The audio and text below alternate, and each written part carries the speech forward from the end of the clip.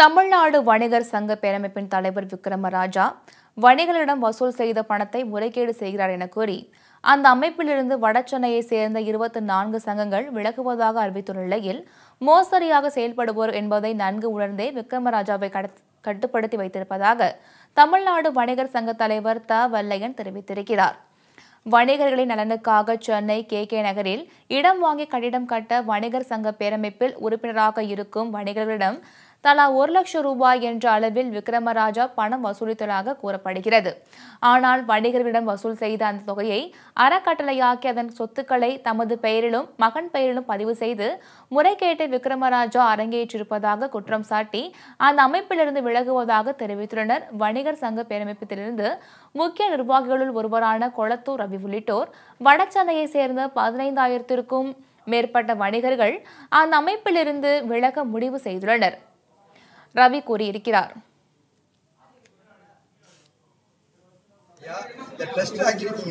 அது என்ன காரணம், வணிகர்களுக்கு பயன்படுமா அப்படிங்கிற அடிப்படையில் கேட்டேன்.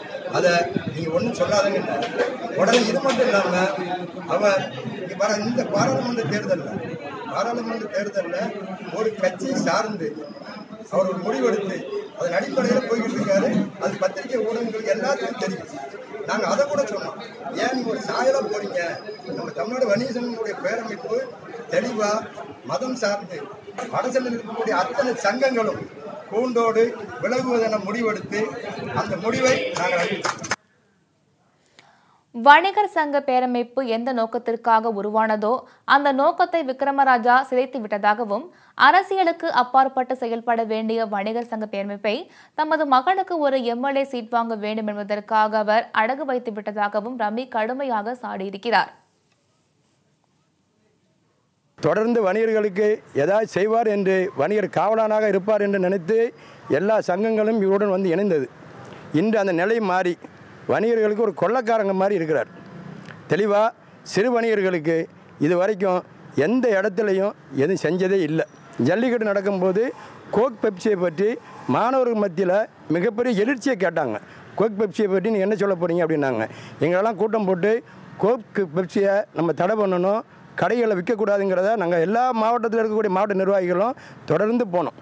போய் எல்லா கடையை வலியுறுத்தணும். ஆனால் அதெல்லாம் முடியாமல் 25 கோடி பெரிய அளவில் பணம் வாங்கிக்கிட்டு அந்த கோக் பெப்சியை பற்றி பேசுகிறதே இல்லை. இதனிடையே மோசடியாக செயல்படுவார் என்பதை நன்கு உணர்ந்தே விக்ரமராஜாவை கட்டுப்படுத்தி வைத்திருந்ததாக தமிழ்நாடு வணிகர் சங்கங்களின் பேரமைப்பின் தலைவர் த. வல்லையன் தெரிவித்திருக்கிறார். ஏதோ ஊழல் குற்றச்சாட்டு அல்லது ட்ரஸ்ட்டை 2 பேருக்கு வச்சுக்கிறது, இப்படிலாம் ஏதாவது சொல்கிறீங்க இருக்கலாம். இப்படித்தான் அவர்கள் செயல்படுவார்கள். எங்களிடம் இருந்தவரை அவர்களை நாங்கள் கட்டுப்படுத்தி வைத்திருந்தோம். அமைப்பு மூலமாக நம்மை பாதுகாத்துக் கொள்ள வேண்டும் என்று யார் வந்தாலும் நிச்சயமாக அவர்கள் ஏற்றுக்கொள்வோம்.